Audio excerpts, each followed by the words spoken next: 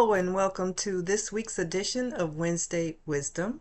My name is JB Hilliard and these are short video snippets designed to answer questions you may have about estate planning, probate, or other legal concerns that may be impacting your household.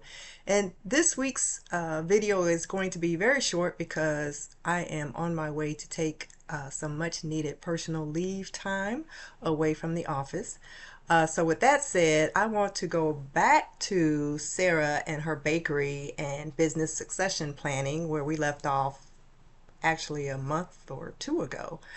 And so this week I want to talk about family dynamics. I've done a couple videos before on this topic and it just keeps coming up because family, you gotta love family. And so Sarah's issue, and it's not really her issue, it's her son's issue. So Sarah has this bakery. To kind of recap for those of you who didn't see the previous videos about Sarah and her bakery. She has a business, a bakery business, and two children, and two adult children, and one bakery manager. And she's in the process of planning the succession of this business should something happen to her, either her incapacitation or her death. And she has two candidates in mind, her daughter Emma and her manager Mike. Now Jack, her son, is totally not interested whatsoever in taking over this bakery business. His mind is elsewhere, doing other things, other career paths, what have you. However, as the child of this owner, of this mother, and as the eldest child, he has a sense of entitlement and feels a certain kind of way that he's not being included in the planning processes and in the discussions, and is wondering what's his inheritance going to be.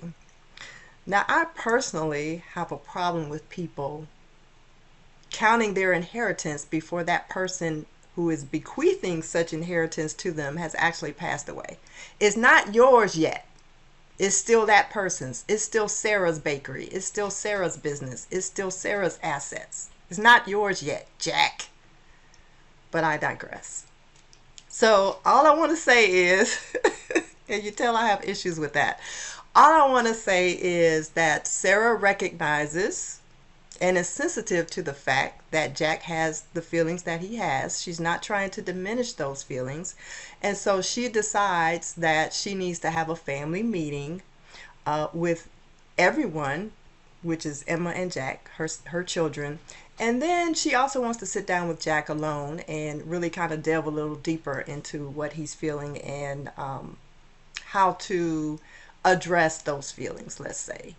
And so I urge all of you, if you have any family members who would be part of your beneficiary list in your will or in your trust, in your estate plan, you may want to, especially if they're young adult to adult age children, or if they're siblings, or even if they're parents, whatever family relationship it is, you may want to have that family meeting as well, so that everyone knows what your wishes are.